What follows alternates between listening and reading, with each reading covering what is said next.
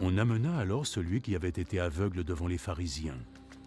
Le jour où Jésus avait fait de la boue et lui avait redonné la vue était un jour de sabbat.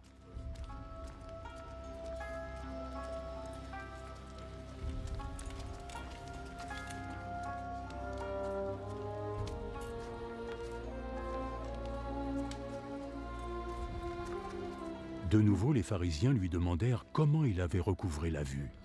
Il m'a mis de la boue sur mes yeux. J'ai lavé mon visage et maintenant je peux voir. L'homme qui a fait ça ne vient pas de Dieu, parce qu'il n'obéit pas à la loi du Shabbat. Comment un homme qui commet des péchés peut accomplir de tels miracles? Ils n'étaient pas d'accord entre eux. Tu prétends qu'il t'a guéri en te rendant la vue. Alors, que penses-tu de lui? C'est un prophète. Cependant, les autorités juives refusèrent de croire qu'il avait été aveugle et qu'il avait recouvré la vue, jusqu'à ce qu'ils eussent entendu et convoqué ses parents. Est-ce bien votre fils? Vous prétendez qu'il est né aveugle. Alors comment se fait-il qu'il puisse voir? C'est bien notre fils, et je peux vous assurer qu'il est né aveugle. Mais nous ne savons pas ce qu'il s'est passé pour qu'il voie aujourd'hui, et nous ne connaissons pas celui qui a réussi à le guérir. Demandez-le lui.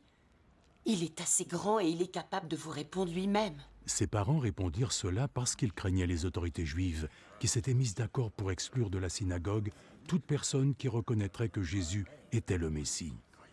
Voilà pourquoi ses parents dirent « Il est assez grand, demandez-lui ». Les pharisiens convoquèrent une seconde fois l'homme qui avait été aveugle. Maintenant, jure devant Dieu que tu diras toute la vérité. Nous savons, nous, que l'homme qui t'a prétendument guéri est un pécheur. Je ne sais pas si c'est un pécheur ou pas. Il y a une chose que je sais. Avant, j'étais aveugle. Et maintenant, je vois.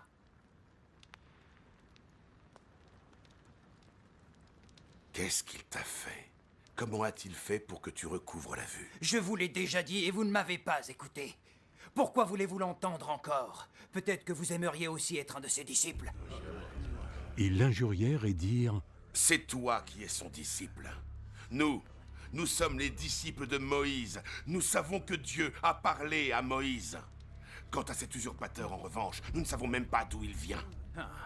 Voilà une bien étrange chose. Vous dites ne pas savoir d'où il vient, mais aujourd'hui, grâce à lui, je peux vous voir. Nous savons que Dieu n'écoute pas ceux qui ont péché. Il n'écoute que ceux qui le respectent et qui agissent selon sa volonté.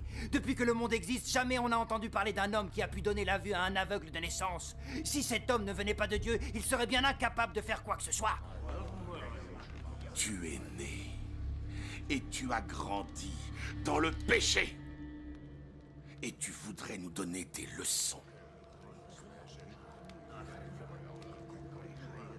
et ils le chassèrent de la synagogue.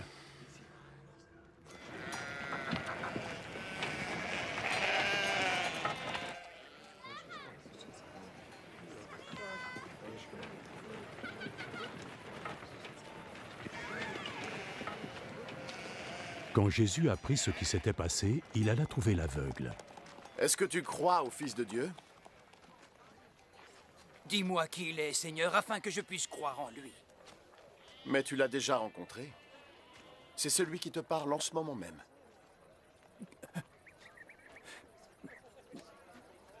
Je crois en toi, Seigneur. Et il s'agenouilla devant Jésus. Je suis venu dans ce monde pour le jugement. Pour que les aveugles puissent voir et que ceux qui voient deviennent aveugles. Quelques pharisiens qui se trouvaient là entendirent ces paroles et lui demandèrent « Tu ne veux pas dire par là que nous sommes également aveugles ?»